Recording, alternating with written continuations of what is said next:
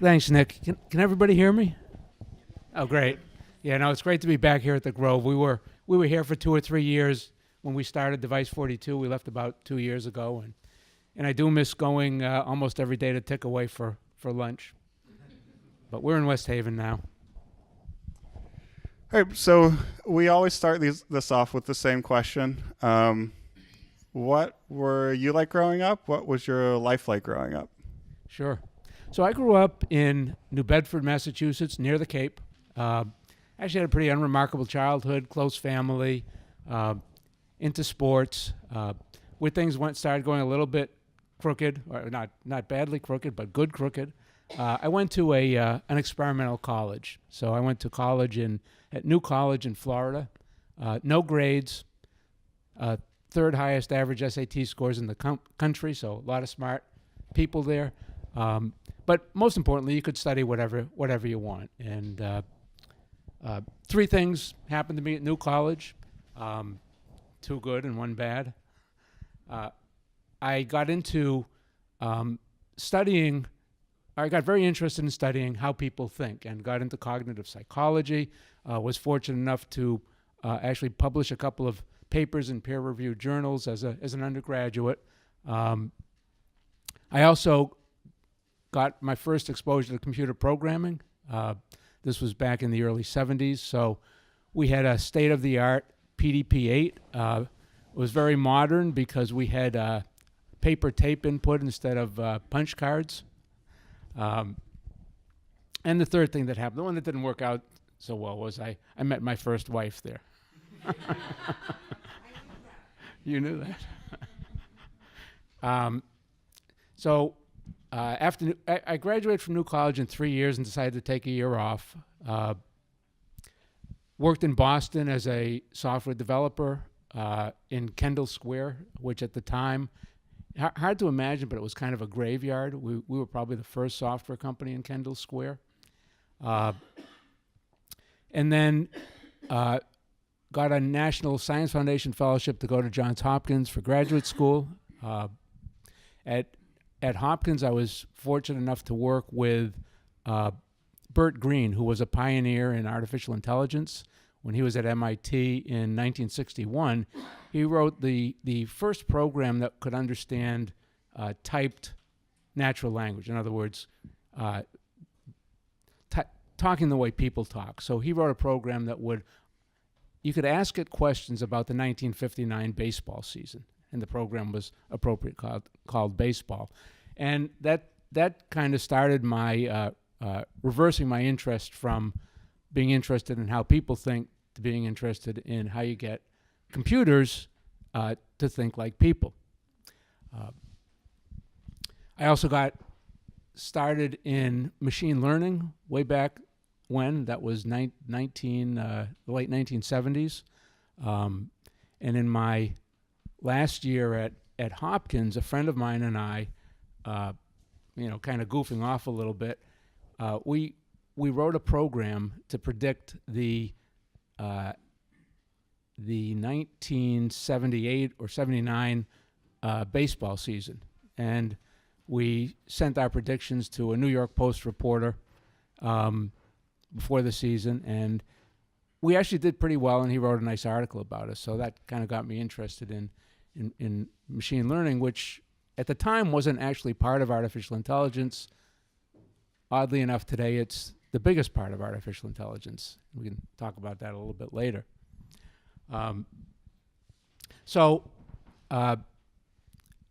Let's see. So after graduate school, I got my PhD at Hopkins and moved up here to New Haven to be a postdoc at Yale in the computer science department with a Roger Schank, who at the time was probably one of the best known professors in artificial intelligence. He was the chairman of the computer science department at Yale. It was a pretty interesting year and a half.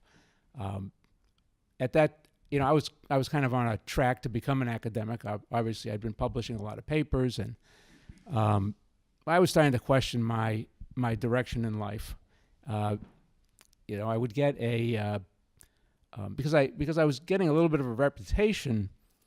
I'd be asked to review journal articles. So people would submit journal articles, and they'd send me one to review. And I remember the first one I got, and I spent all weekend on it. I worked really hard and wrote a really good review. And, my reward was for that, I got 2 more the next week to review.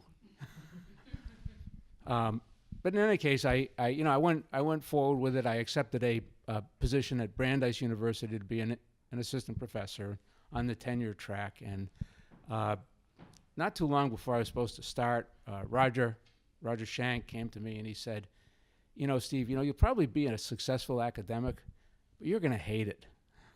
He said, I want to start a company. Why don't you help me start this company, Cognitive Systems? He had just gotten a grant from a big oil company, Amoco, which is now part of Exxon. AI was just getting hot for the second time. We're now in the third incarnation of AI being hot. And he'd gotten a grant. What Amoco wanted to do was enable their geologists who didn't know anything about computers to get information about all the different oil wells that they had access to. So that sounded pretty interesting. So I dumped academics pretty quickly and never looked back. I really wouldn't have been happy. So Roger and I started Cognitive in his basement with 1 grant, but we knew there'd be lots more because AI was hot and lots of businesses wanted to do these kinds of projects. But we were 2 academics. We knew nothing about business and really had no business starting a business.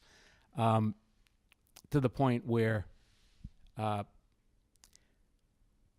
do a lot of angel investing now, and one of my rules is I'll never invest in a company that's run by academics unless they've turned the keys over to a real business person, because it just doesn't work. And I've only broken that rule twice, and both times regretted it. I invested in a company run by a friend of mine who was the chairman of the Carnegie Mellon Computer Science Department. Fabulous technology. It just didn't seem like it could, even academics could ruin it. And about a month later, I got an email that said, we're looking for a COO, and we formed a search committee. And I said, oh. They're running it like academics. They're never going to make it. And it was 6 years before I could even take a tax write-off. So should I just keep going? If you want to, Sure. I'll interrupt if you want me to. And I'll just keep going. I'll tell you my story, and then you can ask me questions. So we formed Cognitive Systems. We had no trouble getting contracts from companies to build custom programs that did things in artificial intelligence, or at least were proofs of concepts. But we didn't really build a product. And that was another lesson I learned from that first startup. As an investor, I've heard a lot of people come to me and say, well, we built this great piece of software for this one company, and we just need some money to commercialize it. But that's, that just is a really big step. So I've never actually invested in one of those. Good discipline on my part, I think. At Cognitive, we actually did have one of those turn into a product. Back in the early 80s, big banks in New York, or big banks in general, when you transfer money, say, from France to the United States, one bank would send a telex to the other bank that would say, in kind of free form English, it was always English, of course, who to transfer it to, who the beneficiary was, and all kinds of other information. But they'd all be different. So if you went into a Citibank, there'd be a floor almost the size of a football field of people just sitting there decoding these money transfer telexes. So we saw that as an opportunity, and we built a product that actually did a pretty good job of figuring out all the information, and spent a lot of time getting all the big banks in New York to buy it.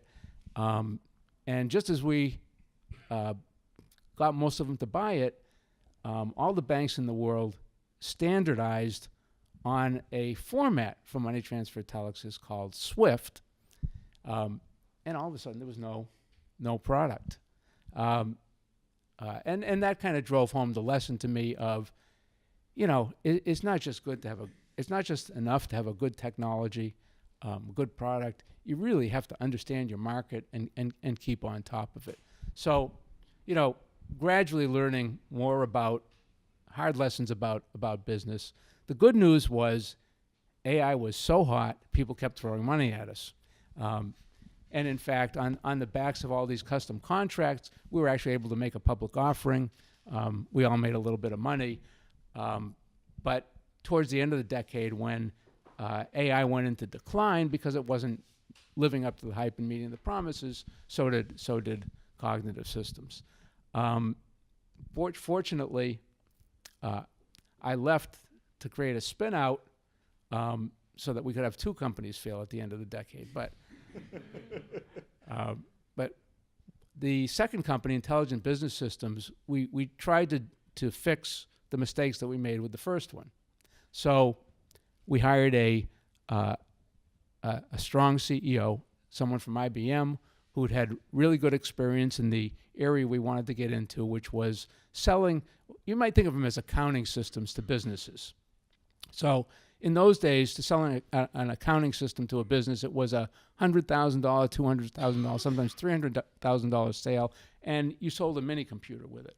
A mini computer would have been something that would, maybe take up the first two rows on one side.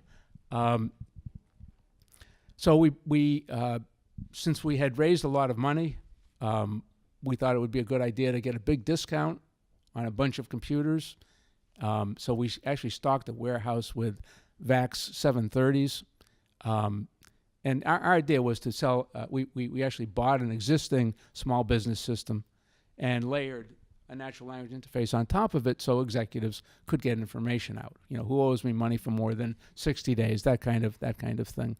But the problem was that was right about the time where the processing power of computers started to just grow exponentially. And we bought these VAX 730s, which were state-of-the-art at the time, $50,000, which is a really low price for a mini computer. It was pretty powerful. It was 1/4 of a MIP. Anybody have any idea how many MIPs today's PCs are? Yeah, they're close to 100,000 MIPS on a little PC today. So we had these big machines that were this big and 1/4 of a MIP. And sure enough, we stocked the warehouse and, almost the next day, Digital Equipment Corporation, which was our vendor, came out with the Microvax. The Microvax was 1/3 the size, and it was a full MIP. I mean, this was a big innovation. So it was 4 times faster, half the size, and half the price. So guess what happened? It didn't work. So we had to, basically the company wasn't going to make it. We had to raise more money. We had to do a pivot. So the VCs, whenever that happens, the CEO gets fired. The technical guy, which was me, well, if you're going to keep going with the company, you need the technical people. So, of course, I wasn't to blame, even though I was to blame. But that's how it works in the VC world. If there's a lot of thought out there that you can start a company, fail, do a pivot, and just raise more money for the pivot. It doesn't really work like that, unless you got something that's, really, really big. And AI was really, really big. So we actually were able to raise money for the pivot, but the CEO was out, and the venture capitalists put in their own CEO, who was an SOB, of course. Make a long story short, we switched over to just selling software so that executives could access databases. So they didn't have to be programmers to access the information in their databases. They could just ask natural language questions. and we ran into that was right around the time when business intelligence was starting to get big, and a whole new layer of employee was starting to develop that sat in between the technical folks and the business folks who would get the information out of computers and put it into nice reports and graphs and so forth. So we ended up selling that company to a big company in Japan. In Japan, it was still needed because they didn't have really good Japanese keyboards yet. So it was okay in Japan for a while. So I set out to start another company, and this time I felt like I knew the market. Business intelligence was just starting. I looked to build a tool for that middle layer of people, and I built I think it was a pretty good tool, and I got some early customers, and they loved it. And I went to the VCs, and they said, "Steve, you're a great guy. This looks like a really good product, but you burned through like $50 million in your last venture. We can't give you any money, but we like you, and we know a lot of companies that we think could really use your technology." So they made a lot of introductions. I went around the country. I talked to about 20 companies who were really interested in the company, and got down to a list of 5. And one of them was just as an aside. Anybody here old enough to remember the football player Fran Tarkenton? Oh, wow. Okay, so Fran Tarkenton was one of my favorite football players. I've always been into sports. And when Fran Tarkenton got done playing football, he started a software company that grew pretty big. It was called KnowledgeWare. It had a little bit of AI in it. But it was a pretty big name. And they were one of the 5 companies that were interested in acquiring mine. So I'd been talking to their CTO for a long time. And I flew down to Atlanta. Spent about the morning talking to the CEO about the deal. In the afternoon, I was supposed to meet Fran Tarkenton. I was really excited about meeting Fran Tarkenton. I didn't really care so much if that was the company that won, but so I sat in the conference room by myself in the afternoon for an hour. The CTO comes in. Can you wait? Yes. This went on all afternoon. And finally, he comes in and he says, "Steve, I apologize, but you're not going to be able to meet with Mr. Tarkenton today. And in fact, we're not going to be able to do the deal." So I was pretty disappointed. Went back to my hotel room, got up the next day, went home, and in the news, all over the newspaper, KnowledgeWare has this big accounting fraud, and it went from a company to a non-company in about a week. So if that had happened to me a week earlier, I would have probably sold for stock and been completely wiped out. So that was relief. And I ended up selling out to Software AG, which at the time was in 1992 was the 5th biggest software company in the world. At the time, it was bigger than Microsoft, just to give you a perspective. And it was good for me. I didn't make a huge amount of money, but it was enough to make me financially secure, which was important because I had 3 young children, and my wife was starting to wonder when I was going to get a real job. So this helped. So that was and the epilogue to that story.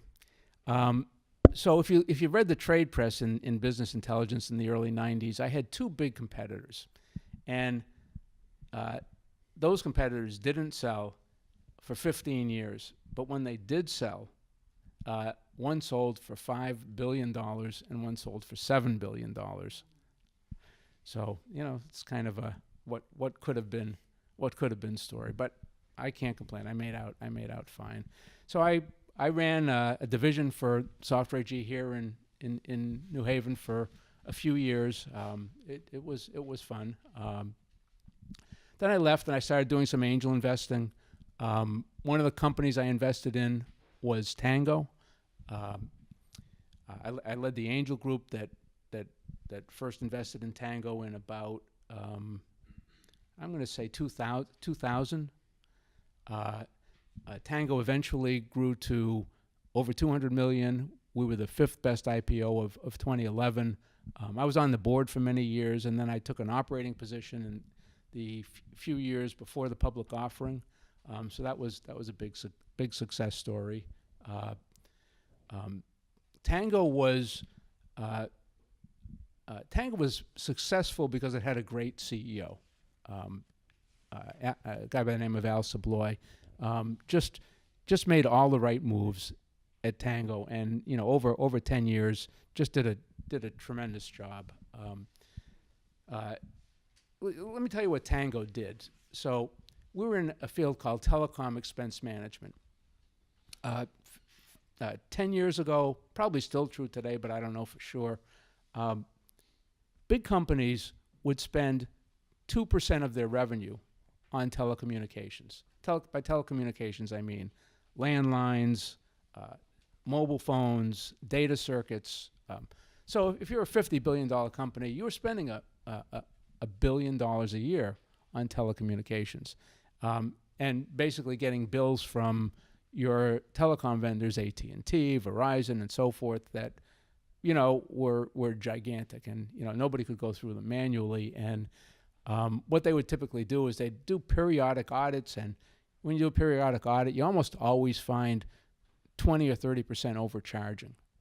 So if you think about $1 billion bill and you're being overcharged by 20 or 30%, that's quite a bit. So the telecom expense management industry grew up around always making sure that the bills were accurate. And that's basically what Tangoe did. So Tangoe would get all the bills, process them, automate it, using automated processes, and save companies money.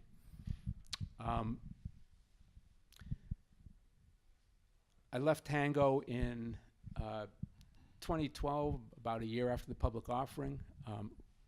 It was actually the third time I retired. I missed a couple of steps in there. While I was on the board at Tangoe in the early 2000s, I had joined a friend of mine in a software company that got acquired in 2005 by a $2 billion financial services company named Computershare, based in Australia. And I was going to leave when we got acquired, but they asked me to be their global CTO. And I said, well, that sounds kind of interesting. I've never run anything that big. It was 90 development teams in 20 countries. And so I spent 5 years flying around the world. I'd go to Australia 4 times a year, 2 or 3 weeks. And, I'd usually go from Melbourne to Sydney to Munich to London to Bristol. And it was really interesting for 2 or 3 years. Then it started to get old, and finally, after 5 years, I'd had enough. And so that was actually the second time I retired. The first time I retired was after the Esperant thing, but retirement never seemed to stick for me. So after Tangoe, I was back doing angel investing, doing some public speaking, and my partner at Device42, Raj Jalan, had started Device42 and asked me for some advice. And I was giving a lot of small companies advice, but what Raj was doing really hit me as filling a really critical need. And I thought, I really liked Raj's idea. And I was getting kind of bored and sitting in a lot of meetings. And I said, hey, well, maybe what I should do is roll up my sleeves and get back into programming. I hadn't written a line of code in 25 years. So I said to Raj, how about if I join you and I'll help you write the code and we'll make the sales together. And at the end of 2012, we moved here into the Grove. So we got a desk up on the second floor. He'd sit on one side and I'd sit on the other. And for 2.5 years, we wrote code. We sold customers. And by the end of 2014, we had 80 customers in 20 countries. We never met any of them. It's all, of course, over the web. And we found we had a predominance of big technology names. So we had big companies like Cisco and Oracle and SAP, and lots of companies like that were our customers, as well as smaller technology leaders, companies like New Relic and StackOverflow and Splunk and Square. So we said, hey, we've got something here. We raised a venture round at the end of 2014, hired the guy who had taken Tangoe from 8 million to about 180 million in sales. He came in and built a sales team. We went from $500,000 of revenue in 2014 to $1.5 million in 2015 to 3.3 million in 2016. We just did 7 million this year, and we're on track to do 13 million in 2018. So it's been fun. We've got about we had to move out of the Grove, even though we loved it here. The parking in New Haven is just too expensive. It would have doubled our rent. We just couldn't stay here, so we moved out to West Haven,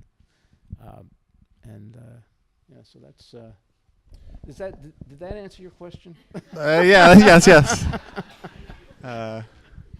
So I imagine there are probably a number of people that would have loved to have worked with you when you decided to write code again. What was it that stood out about Raj, either him or your partnership?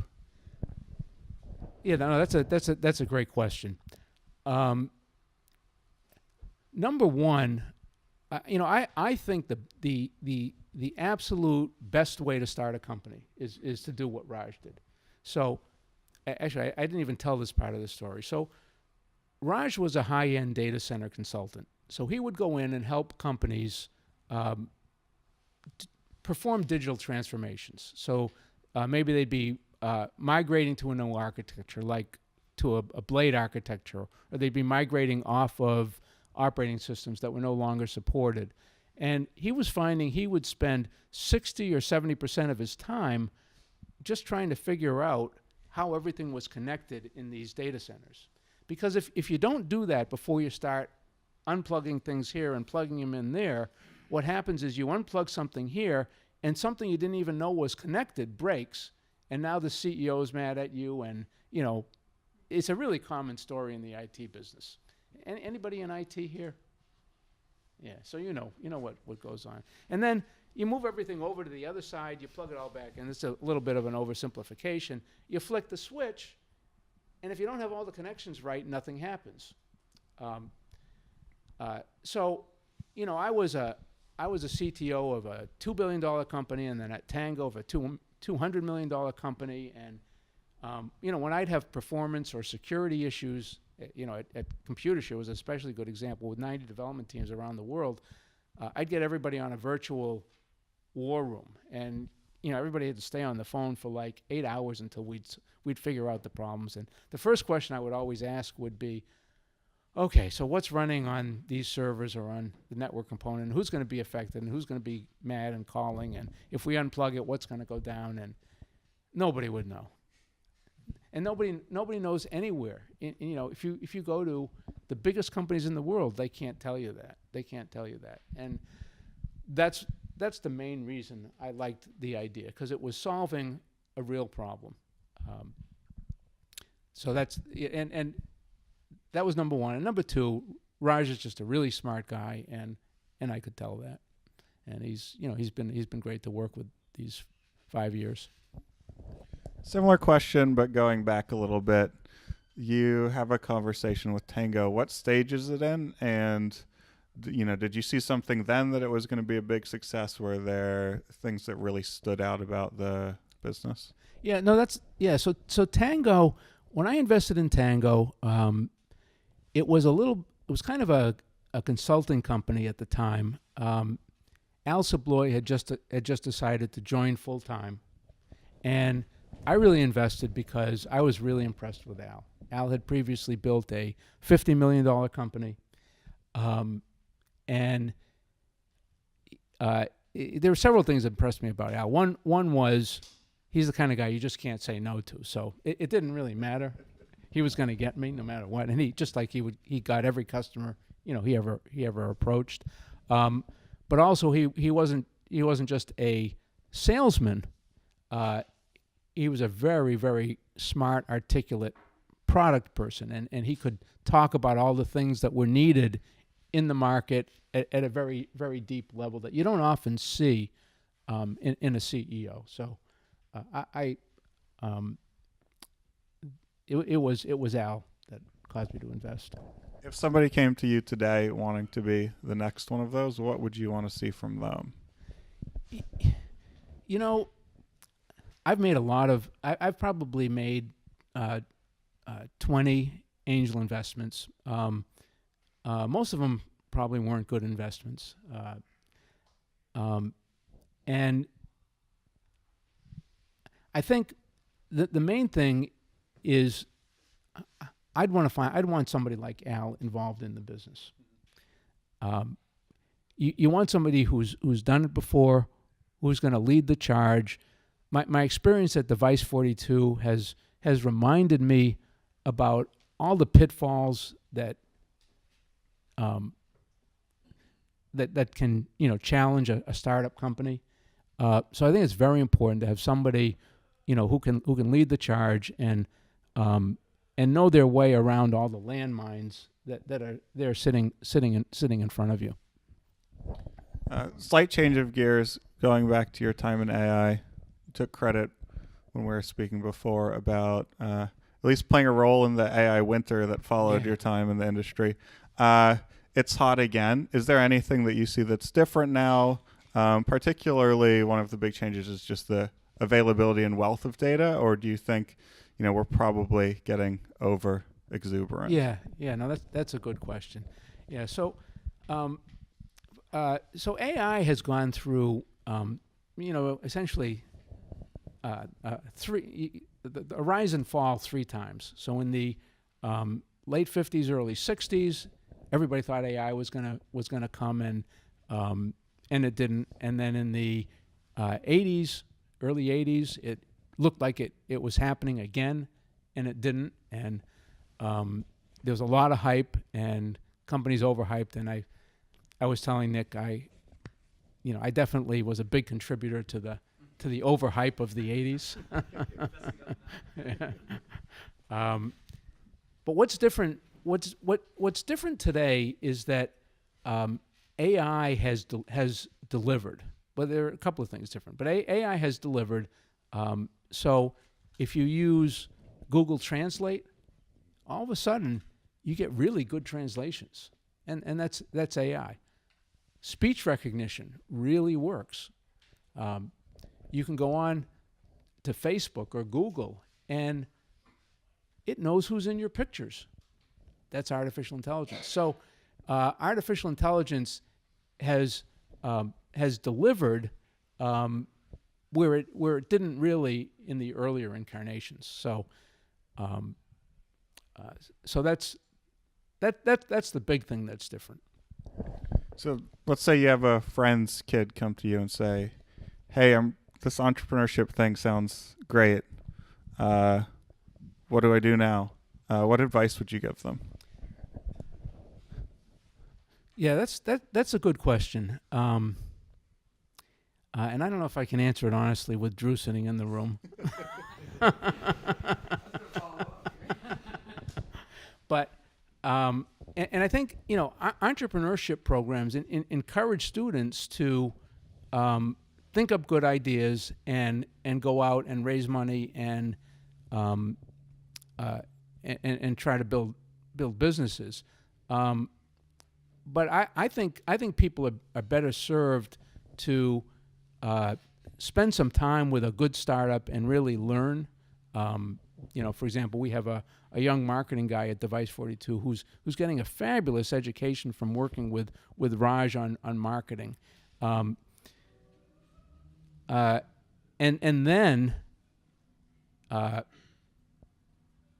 getting into a situation where they see a real business need, where they've experienced a problem that then they think they can solve, and then set out to solve it, but bring in some business experience at the same time. That would be my advice.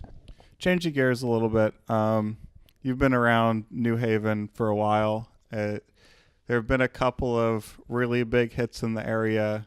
There are frequently really smart people doing really cool things, but we haven't reached a point where things seem to snowball. Is there anything that you think needs to change about the ecosystem here, or that external people could do to make it foster an more exponential growth rather than one-offs? Yeah, no, that's a good question. I'm on the Connecticut Technology Council, and we ask that question quite a bit.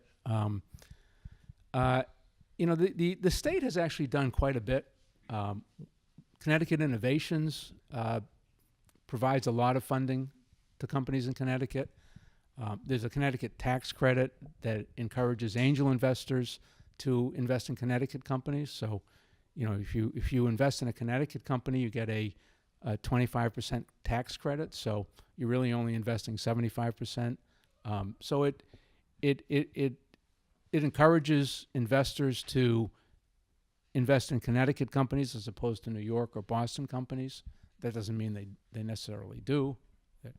Investors are going to be drawn to the better companies, but it is a big incentive. And there are a bunch of other. There's a big ecosystem that's formed in Connecticut. Whether some of these centers of entrepreneurship are going to work. I think there are 3 or 4 of them that are starting up in the cities. I don't know whether that's really going to help a lot. I think probably the one thing that I'd like to see the most is it's getting into politics, which I don't really want to do. But I think it's a very expensive place to live, and it discourages. I think it discourages companies, it discourages entrepreneurs, and it's just an expensive place for people to come in and work. So I think there are a lot of things that Connecticut could do about that. To open it up for any questions. Will you be running for any kind of office? No, I mean after this talk, I'll probably be running to my car. Where did Device42, the name, where did it originate, and how did you come up with that name for the company? So, how many? Well, it was my partner Raj. Actually, Raj is responsible for everything innovative about Device42. But anybody read or saw the Hitchhiker's Guide to the Galaxy?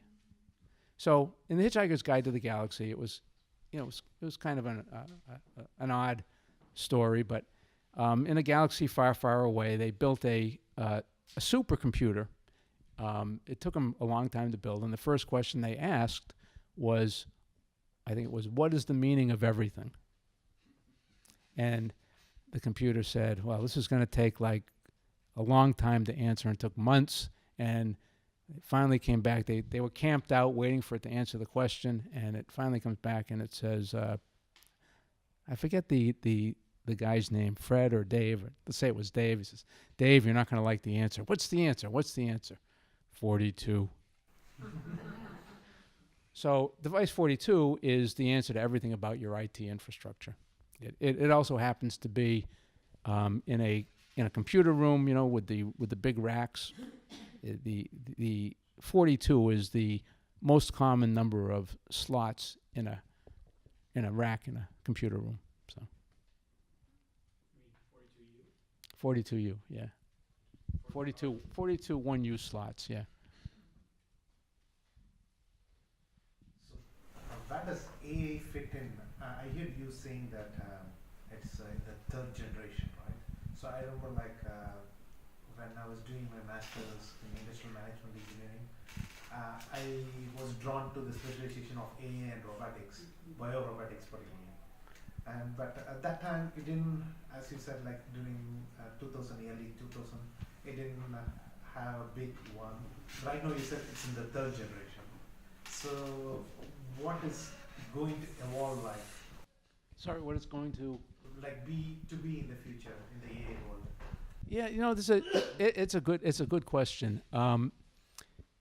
So, what we've had, where AI has had really good success is in applying an AI technique called supervised learning, which is a lot like statistical regression analysis on steroids, to specific problems, and that's how machine translation has been solved, and speech recognition, and all the other big advances in AI.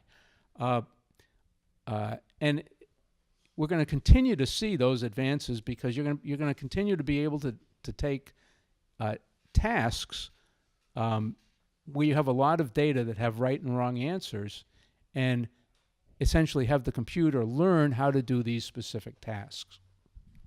And you know, it's a very impressive thing, but not quite as impressive as the press would make it out to be. So, you know, last week there was a big to-do about a Alibaba AI had built a program that, quote unquote, reads better than humans, which is factual but not truthful.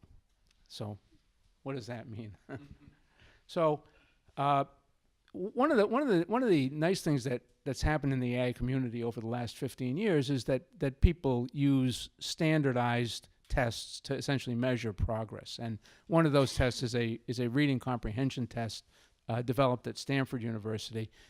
And you know, companies have been getting incrementally better and better on that reading comprehension test. So they've gone from 60% to 61 to 62, and humans were at 82%, and Alibaba creeped up from 81 to 82 to 83%, and they rang the bell and they said, now we can read better than humans. And actually, Microsoft did it at the same time.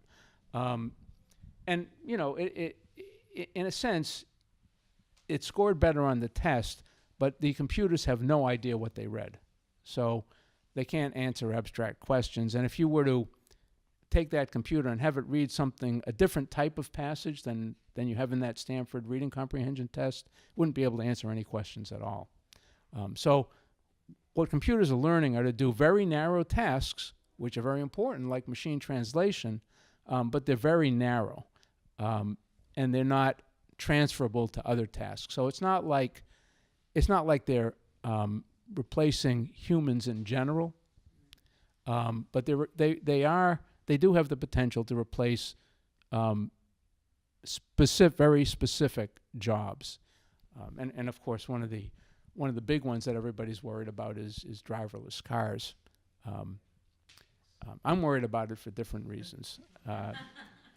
I'm worried about it because, you know, I've worked with these kinds of learning systems, and you get the learning systems to a certain point where they're almost there, and it's very, very hard to push them over the goal line. And driverless cars today I think are right at that point, and it'll be very interesting to see whether we can actually push them over the goal line to where they're really safe, or, you know, whether they crash and burn figuratively and literally. Yeah, Drew. Steve, changing genres quite a bit, just in new technology. Any comments on blockchain and Yeah. where that's going, just to bring it out? You know, blockchain is an exciting technology. I mean, obviously, cryptocurrency is really big and in the news, and you know, whether it's going to take over our economic system or not, I don't really have an opinion.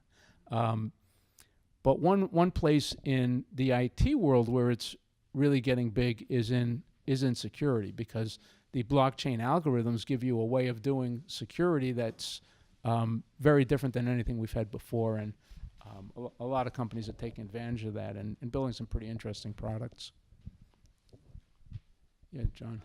I wonder if you'd be willing to share some more about your experience as an angel investor.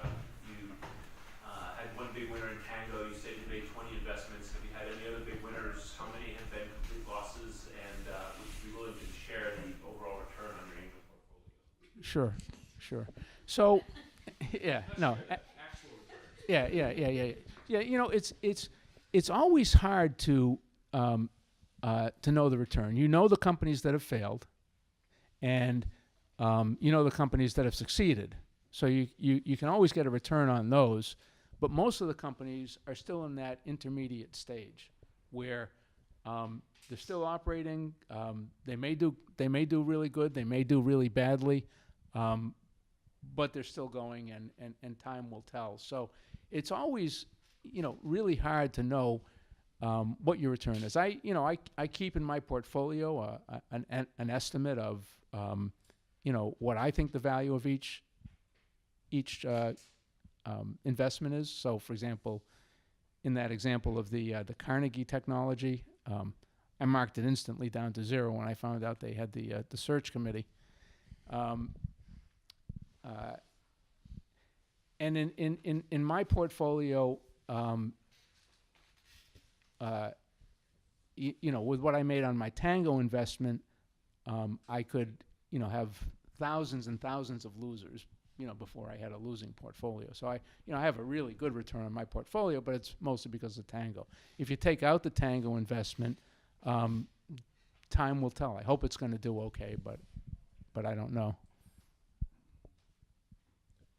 So follow up on that. I mean, it sounds like you're not investing because you need money. Okay. So what drives you? Well, yeah. I mean, I actually haven't been actively investing since I got heavily involved in Device42, just because I haven't had time. But I actually find angel investing just very interesting. I really like hearing the stories of the companies. The ideas that people come up with are really interesting. The solutions they come up with are really interesting. And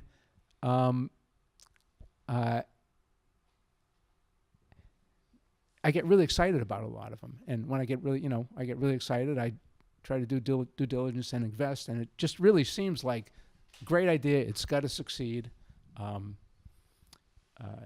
sometimes they do, and sometimes they don't. More often they don't. I want to follow up.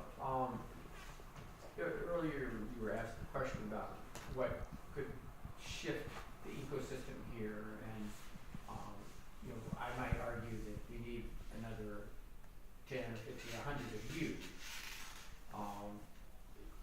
And there's sort of this question of what would it take to get another 5, 10, 15, 50 of you to invest, but also have enough knowledge that occasionally you jump in and move Yeah. the project forward. Yeah. I mean,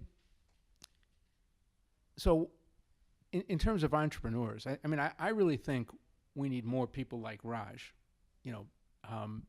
People should be encouraged when they're in a business or wherever, and they have a problem, and there's no solution out there, and they know how to solve the problem.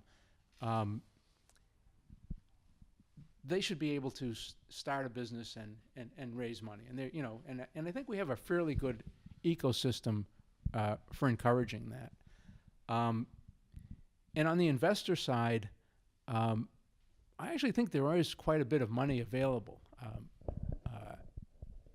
I actually think there's an overflow of money. It seems to me like there's an overflow of money right now, chasing both small and big companies. I mean, it's I know for yeah. Yeah.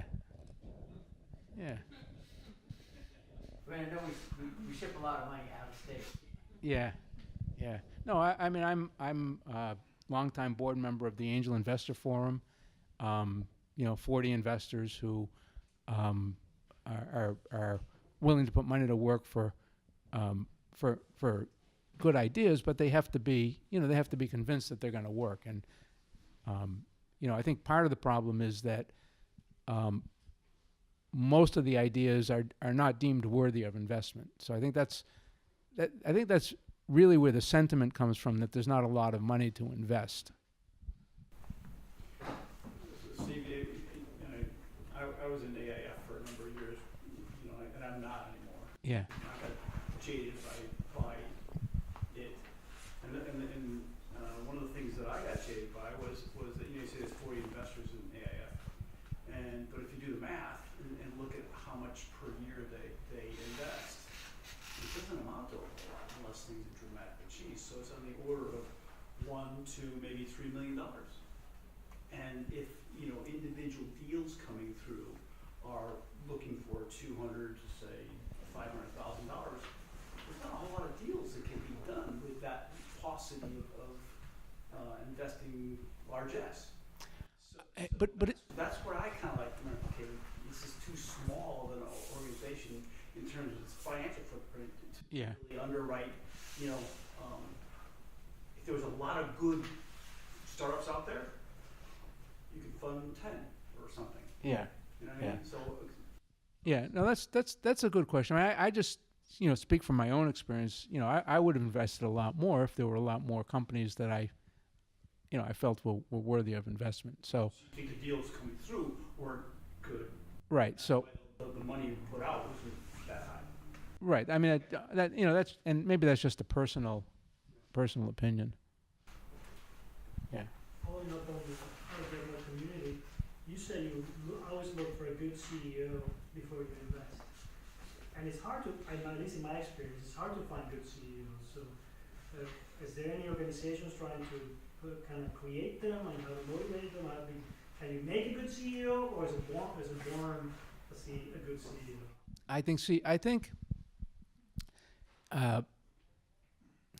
I think CEOs need to have the experience.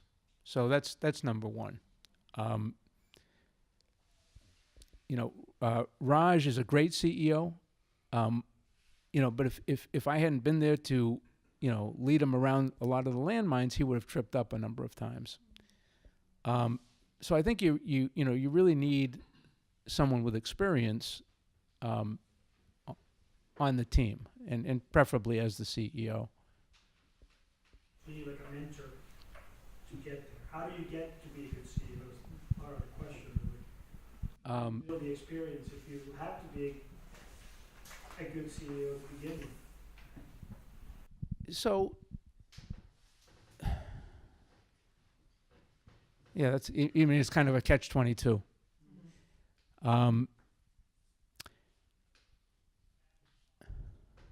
In some cases, it's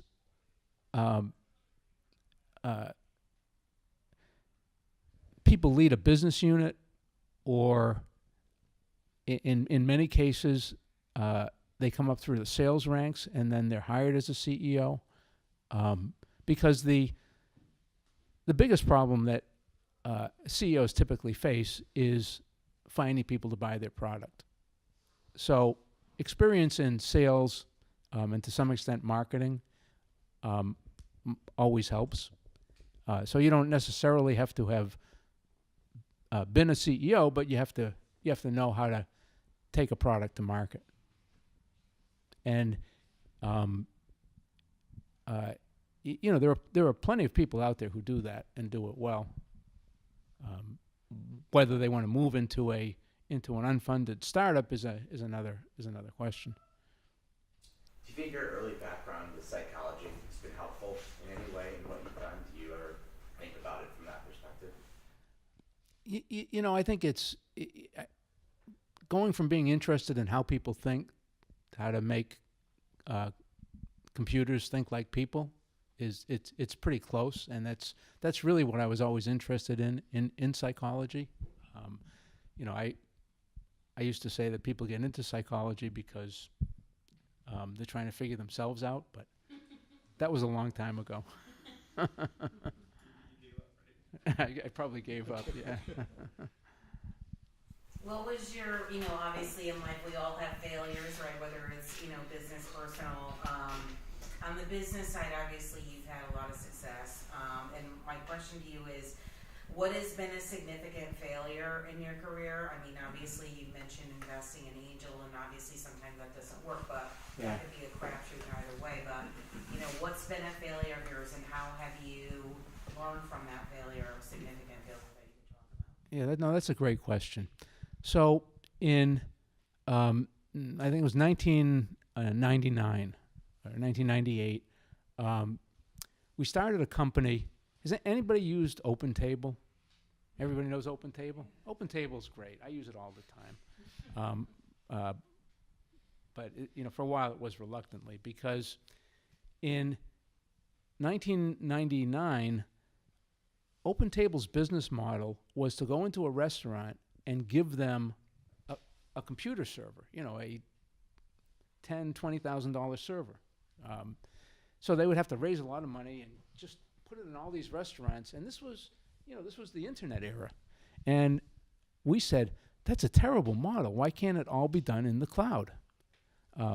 So we said, we're gonna do the same thing, but we're gonna do it in the cloud. And we decided to raise only a small amount of money. We only raised $1 million. We had the backing of the second largest restaurateur in New York. We had the backing of one of the larger software products for restaurant management, client-based software. And we built a great cloud-based product. And then we went to raise a second round of financing, and that's right when the dot-com boom happened. I don't know if anybody remembers the dot-com boom, but around the end of 1999, 2000, nobody could raise money for anything, and we couldn't raise money, and we made two big mistakes in that company. One was we didn't raise enough money the first time around. We could have raised a lot more money, and we should have. And I always tell entrepreneurs, raise, if you have the opportunity to raise 2, maybe even 3 times as much money as you think you need, do it. Don't worry about the dilution. And we did that at Device42. And even though we still have half the money we raised in the bank, we're happy we did it. Because if we had only raised half the money, which was what we originally went out for, we would have had to raise more money because we didn't have enough cushion. The other thing we did, we didn't control expenses at it was called reservemytable.com. We didn't control expenses well enough. We hired a CFO right away because we thought investors wanted to see a CFO on the team. You don't need a CFO when you don't have any revenue coming in. We don't even have a CFO now at Device42. We have a part-time CFO who helps us do the books, and we'll be $13 million this year, and 50 people, and there are lots and lots of examples of controlling expenses. But another one, we didn't stay in downtown New Haven, even though we love it here, because we didn't want to pay double the rent for parking. So that was a lesson I took into especially Device42 is really control expenses and raise more money when you can, because it may not always be there. Yeah. Do you have any suggestions for startups who are looking to grow and get groomed, as far as like incubators within the state of Connecticut that are a good fit that can help you get to that point of being able to take on investment? Drew, you probably know better than I do what's available now. I've kind of been out of it for 4 or 5 years as I've been doing Device42. Can anybody answer that? Are there incubators today? I think the thing I would suggest that you don't look not at an incubator, but at what programs is there and who's there. Like Reset's done a great job up in Hartford. They have regular programs, and they have Eric Knight, who's a unique resource. So if you have a product company, he's extraordinary in helping people take things to market. And as long as Eric's there, they're going to have some success here. I lost track of what the group is doing in terms of programming, but something where you've got mentors, where you've got people working. It's not enough to go to coworking if you want help building. Well, that's yeah, exactly. That's what I found with the state of Connecticut. There's a lot of co-working spaces, but not so much that relationship moving you to the next step. We have just recently launched a healthcare foundry in New Haven called Health Insert, and it's for that exact same reason and the reason you mentioned, which is academic positions are really good academic positions, but they don't know anything about the business. So we provide everything else around it in the foundry model. So that's supposed to become an incubator. We call it incubator because nobody knows what a foundry is. Mm-hmm. From San Francisco, so it's a different Yeah, I mean, I think that kind of thing, that if I could add to my earlier answer, I think that's something that would really help Connecticut is more incubator type facilities. One last question.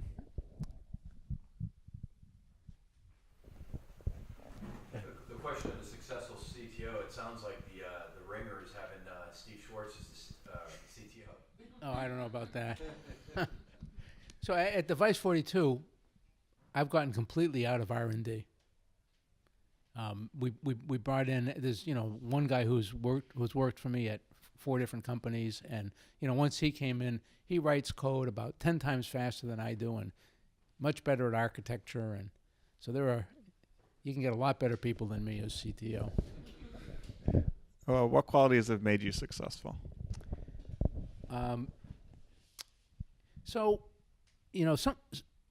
I forget who said it, but somebody said success is the intersection of, or actually I think they said luck. Luck was having the opportunities and taking advantage of them. What I've always tried to do is work really hard at whatever I'm doing. So when I was an undergraduate, I worked hard enough to get published. And even now that I'm, old and wealthy, I still work pretty hard. Worked pretty hard starting Device42, and now that I'm able to ease out a little bit of Device42, I'm starting to write a book. So I've always worked really hard, and that's always paid dividends, and I think that's the most important thing. Thank you.